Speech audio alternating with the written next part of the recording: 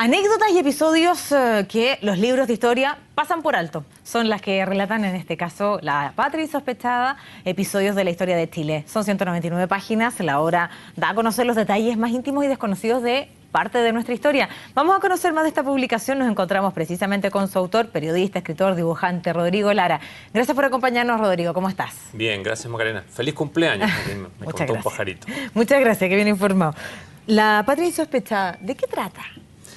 En realidad, más que tratar de la historia de Chile, trata de algunas perlitas, de algunos detalles que uno en libros de historia, en libros de cronistas, en libros de viajeros, va descubriendo y que se conectan entre sí o con cosas que hemos olvidado, que en el día a día de nuestra contemporaneidad o del día a día cotidiano no olvidamos y que en la universidad o en el colegio no nos enseñan. Ya, ¿cuáles son algunos de los episodios que, por ejemplo, podemos contar ahora, muy breves, de los cuales tú hayas investigado? Que son muchos, en realidad, no sé. Aparecen por un lado patriotas haciendo cosas no tan obvias. José Miguel Carrera haciendo bromas en una Nueva York nevada. Manuel Rodríguez convertido en un lector de novela, en un lector de libros filosóficos mientras está preso. Aparece los ganadores de la Guerra Civil del 91 a punto de entrar en guerra con Estados Unidos por todas unas malentendidos, robos de armas en California, etcétera, etcétera. Aparece el abuelo del poeta inglés Byron, digamos que naufraga en el sur de Chile, llega caminando a Chiloé y si no fuera por dos mujeres chonos se muere, y si se muere no habría existido Byron, ni habría existido probablemente la novela Frankenstein. Aparece el mundo cultural de los poetas que venían a Chile en los años 60, Allen Ginsberg, Evgeny Evtuchenko, y cómo interactuaban con Nicanor Parra, con Pablo Neruda, con Pablo de Roca, etcétera, etcétera. Son bastantes historias. Rodrigo, bueno, además la lectura también se hace entretenida, porque no solo tú cuentas pasajes de la historia tal vez no tan conocidos en los tradicionales libros de historia, sino también lo haces de una forma bastante entretenida y que también es un aporte para el lector. Sí, un secreto es que muchas de estas crónicas, la mayoría yo las escribí en Buenos Aires, con una cierta nostalgia de Chile o de cosas de Chile, por ejemplo. Si no hubieras estado en Buenos Aires, tal vez no habría sido igual. No, probablemente no, porque al estar allá fue como liberador respecto de... Al estar uno más lejos, ve las cosas desde una mayor altura y está menos como cegado por el día a día. Entonces, y por el recuerdo de las cosas. Yo no estudié historia, pero tuve unos cursos de historia en la universidad, más lo que aprendí en el colegio. Y entonces me fui quitando los prejuicios que tenía sobre los padres de la patria, sobre cómo se había inventado Chile. A mí me gustaba mucho una cosa que leí de chico, que decía que Pedro Valdivia, más que el descubridor, bueno, se fue Diego Almagro, pero más que el conquistador de Chile, fue el inventor de Chile. Y Chile en realidad es una serie de invenciones que se va renovando con el tiempo. Y parte del libro, la parte optimista del libro, es que apunta a eso, que aún en épocas donde hay cuestionamientos, donde hay crisis, donde hay incluso a veces desesperación en distintos momentos de la historia, siempre es posible ir hacia el pasado y en el pasado encontrar orígenes posibles de un futuro mejor, orígenes posibles de un futuro distinto de distintas maneras, o sea, para las personas, para las ciudades, para la comunidad entera, incluso para el Estado, como que es lo que es ahora Chile, un Estado,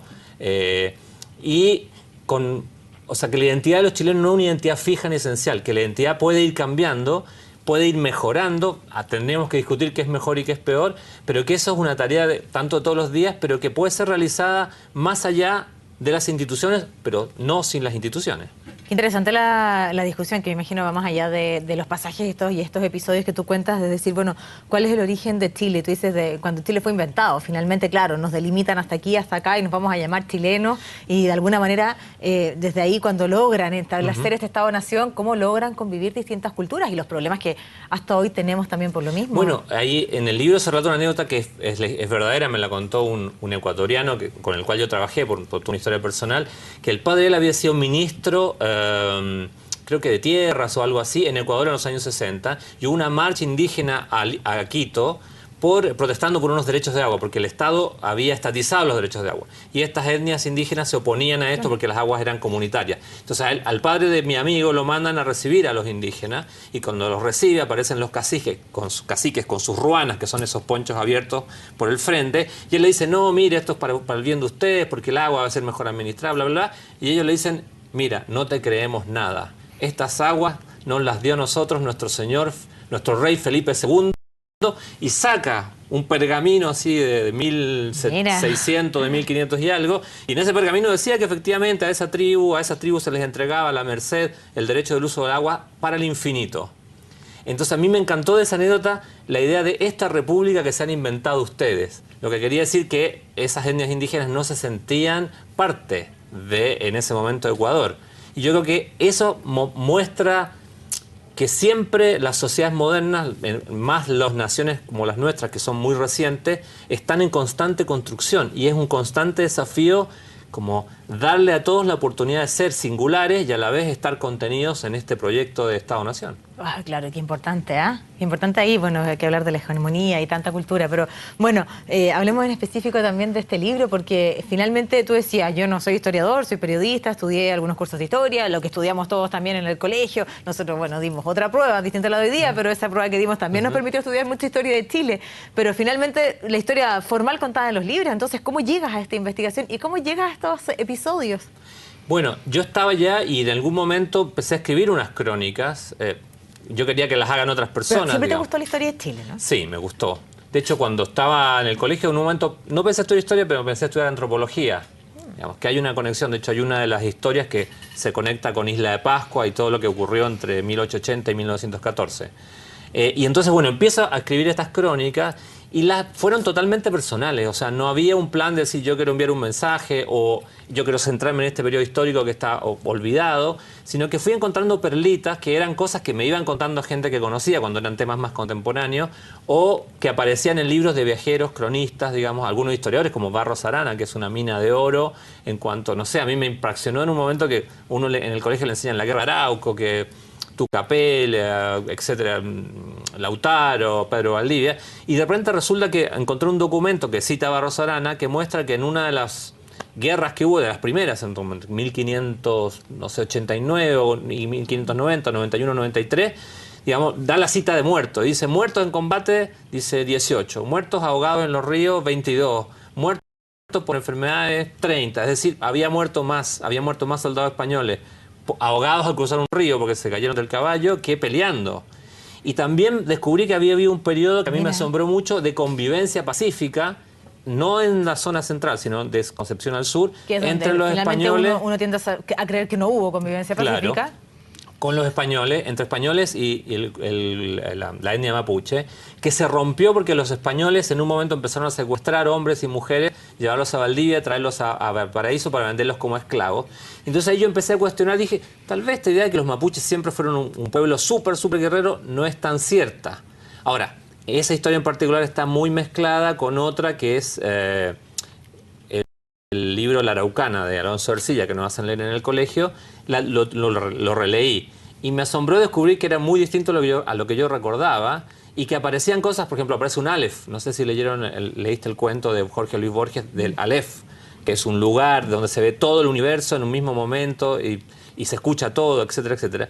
Y hay un lindo texto de un escritor guatemalteco donde él dice que es curioso que en el Aleph no hay ninguna mención a la Araucana, donde hay un Aleph o un Aleph, que es una especie de bola como de mago, que tiene un mago mapuche. Entonces junté esos dos temas, el tema de la construcción de un mapuche como mitológico, así casi, era como una propaganda, ¿no? Cuando dice, bueno, mi contendiente en el box es este genial tipo y le voy a ganar, o sea, mi mérito es mayor porque le gané a un gran contendiente, con esta cosa literaria. Así que las crónicas tienen esa mezcla de, no lo literario en el sentido de que se inventen cosas, sean ficciones, pero sí de que se use ficción y relatos de distintos cronistas para intentar develar algún detalle que, digamos, es distinto hoy, o sea, a uno lo aprendió de una manera distinta como el documento lo muestra después.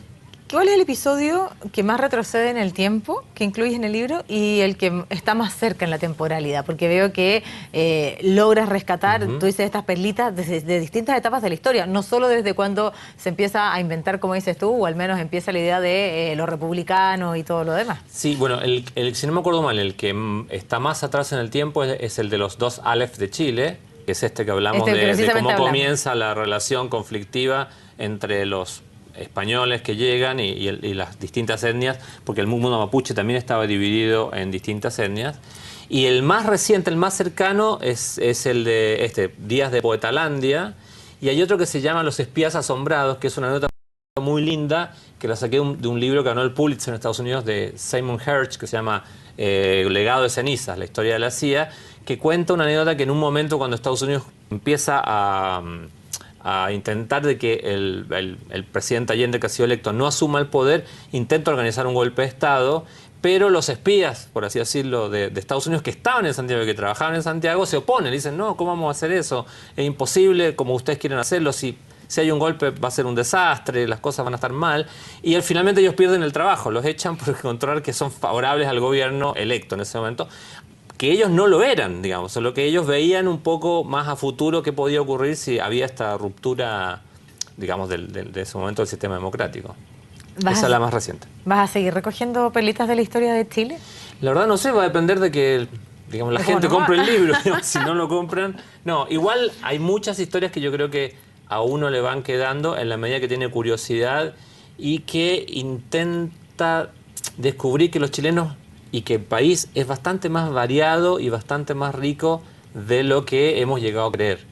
Porque mi impresión es que en los últimos 40, 45 años hubo una uniformidad creciente que tuvo que ver con distintos procesos económicos y de otro tipo, que ha tenido un lado bueno, pero el lado malo es que se ha llegado a creer que Chile era una cosa bastante más homogénea y bastante más pobre de lo que era en términos de que hay muchos pasados posibles, como también tenemos varios futuros posibles a construir a partir de este momento. La patria insospechada, y tú, de alguna manera, estos llamados héroes de la patria, ¿cierto? Buscas sacar de esta rigidez y mostrarlos desde otras facetas, que finalmente, por supuesto, la tuvieron, pero que no están contadas en los tradicionales libros de historia. ¿Con qué personaje te encuentras cuando vas a la investigación también y dices, mira, qué curioso cómo yo tenía esta construcción a través de los libros tradicionales y finalmente tal vez, no sé, le gustaba, decías tú, a uno la novela o a otro el episodio de Nueva York, y qué sé yo? Bueno, a mí el que le agarré mucho cariño, yo creo que se nota en la crónica, es Manuel Blanco Encalada. Ah, Manuel Blanco Encalada. Sí, Manuel Blanco Encalada es el nombre de una calle para la mayor parte de los chilenos, y luego yo creo que para la gente más de Valparaíso y la costa es como un almirante, claro, el nombre de un barco, qué sé yo, claro, una avenida. Pero él fue un tipo muy particular que yo lo coloco ahí como una especie de propuesta distinta, es decir, tenemos padres de la patria, ¿por qué no podríamos tener tíos de la patria? Y Manuel Blanco Encalada es uno. Es claro, gente que encarne valores que a lo mejor son menos, porque el padre de la patria como que es corajudo, es heroico, es terrible, es dictador, es valiente, o al revés, le ocurrió algo terrible y cometió un terrible desastre, pero igual lo perdonamos. En cambio, el tío de la patria quizás está más en una medianía, pero en el caso de Manuel Blanco Encalada, él es impresionante, porque él empezó a servir a Chile a los 23 o los 22 años, a los 27 ya era jefe de la Marina, y vivió hasta los 85, fue intendente de Valparaíso, fue embajador en Francia, y en general todos los trabajos los hizo bien, y en un momento él pudo haber tenido, de hecho fue en un momento, fue presidente por 2 meses. El primero incluso. El primero. El primer presidente, claro. Presidente con ese cargo, exacto, digamos, antes era director supremo. Exacto. Ahora, él fue muy honrado, reconoció errores, a veces lo trataron injustamente, lo aceptó, perdonó y creó para mí una cosa cívica. Y yo creo que, por ejemplo, de él podemos aprender de que no todo el mundo tiene que ser héroe, no necesitamos hoy un padre de la patria, quizás necesitamos mucho ser nosotros mismos con nuestros defectos, digamos, pequeños tíos de la patria, y abundar, mejorar el legado de lo que recibimos como sociedad de las generaciones previas. Parte de lo que incluye aquí La patria insospechada, yo ya estoy leyendo el libro, ya te lo contaba, así que gracias por tu paso por CNN Chile. No, gracias a ti, Macarena. Y éxito, pues. Gracias. Y nosotros, como es habitual, a esta hora nos vamos a la pausa muy breve, ya regresamos con más noticias, no se vaya.